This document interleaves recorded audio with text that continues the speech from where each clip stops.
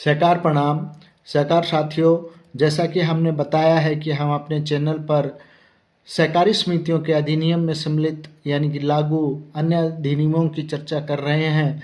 तो इसी कड़ी में हम लिमिटेशन एक्ट 1963 यानी कि परिसीमा अधिनियम 1963 की चर्चा कर रहे हैं।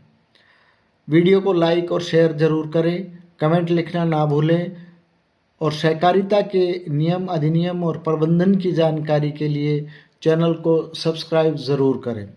साथियों, परिसीमा अधिनियम 1963 समय सीमा निर्धारित करता है जिसके भीतर कानूनी कार्रवाई शुरू की जा सकती है। यदि इन सीमाओं के भीतर कोई मामला दायर नहीं किया है तो उपचार यानी कि रेमेडी मांगने का अधिकार खो जाता है। हालांकि विलंबित दस्तावेज दाखिल करने का अधिकार नहीं खोता है। अधिनियम की धारा 2J सीमा अवधि के बारे में परिभाषा दी गई है। सीमा अवधि को किसी भी मुकदमे, अपील या आवेदन को शुरू करने के लिए निर्धारित समय के रूप में परिभाषित करती है। साथियों, अगर मामला दर्ज करने में देरी हो गई तो क्या उपचार हैं? उसके लिए डिले कंडोनेशन को समझना होगा। कंडोनेशन का अर्थ है कि दाखिल करने में देरी को अनदेखा करना और मामले को इस तरह आगे बढ़ाना कि जैसे कि इसे समय पर दायर किया गया हो। विलंब देरी की कंडोनेशन का सिद्धांत अधिनियम की धारा 5 में बताया गया है कि यह धारा अपील या आवेदन को समय सीमा के बाद स्वीकार करने की अनुमति देती है यदि आवेदक देरी के लिए पर्याप्त कारण दिखा सकता है। अब ये पर्याप्त कारण क्या हो सकते हैं? पर्याप्त कारण स्पष्ट रूप से परिभाषित नहीं है और प्रत्येक मामले की परिस्थितियों पर निर्भर करता है।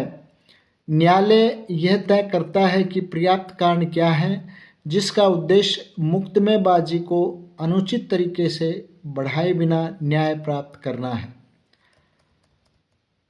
साथियों, पर्याप्त न्याय प्राप्त करने के लिए पर्याप्त कारण की उदारतापूर्वक व्याख्या की जानी चाहिए।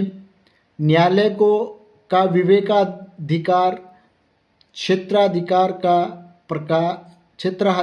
का प्रकार न्यायालय के पास विलंब को स्वीकार या अस्वीकार करने का विवेकाधिकार है, भले ही पर्याप्त कारण दिखाया गया हो। कंडोनेशन दान पर निर्णय लेना न्यायालय के निर्णय पर निर्भर करता है। यानी कि यहाँ पर यह स्पष्ट कर दिया है कि चाहे आप पर्याप्त कारण दिखा भी दें तो ये न्यायालय का अपना विवेकाधिकार है, अपना क्षेत्राधिकार है कि वह आपकी डिले को कंडोन करें या ना करें। देरी की कंडोनेशन के लिए सामान्य सिद्धांत जो कि माननीय सुप्रीम कोर्ट के दिशा निर्देश हैं वो निम्न प्रकार से हैं। नंबर 1, देरी के करने से कोई लाभ नहीं। मुकदमे में देरी से दाखिल करने से आमतौर पर मुकदमेबाजों को कोई लाभ नहीं होता। दूसरा पहलू यह है कि तकनीकी पहलुओं पर न्याय। कंडोनेशन से इनकार करने से वैध मामला खारिज हो सकता है, जबकि इसे अनुमति देने से केवल यह सुनिश्चित होता है कि मामले का फैसला उसके गुण दोष के आधार पर किया जाए। ये कंडोनेशन डिले कंडोनेशन का दूसरा प्रिंसिपल है जो माननीय सुप्रीम कोर्ट ने निर्धारित किया है। तीसरा सिद्धांत है उचित स्पष्टीकरण।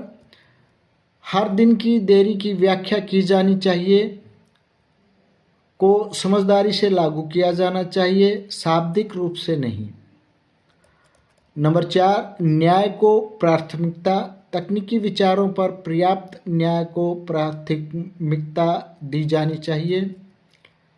और नंबर 5, जानबूझकर देरी की कोई धारणा नहीं, यानी कि ऐसी कोई धारणा नहीं है कि देरी जानबूझकर की गई है, क्योंकि मुकदमेबाज देरी करके अधिक जोखिम उठाते हैं।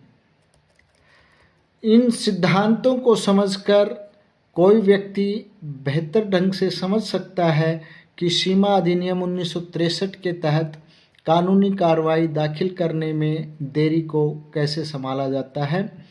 अधिनियम देरी के वास्तविक कारणों पर विचार करने में निष्पक्षता के साथ समय पर कानूनी कार्रवाई की आवश्यकता को संतुलित करता है।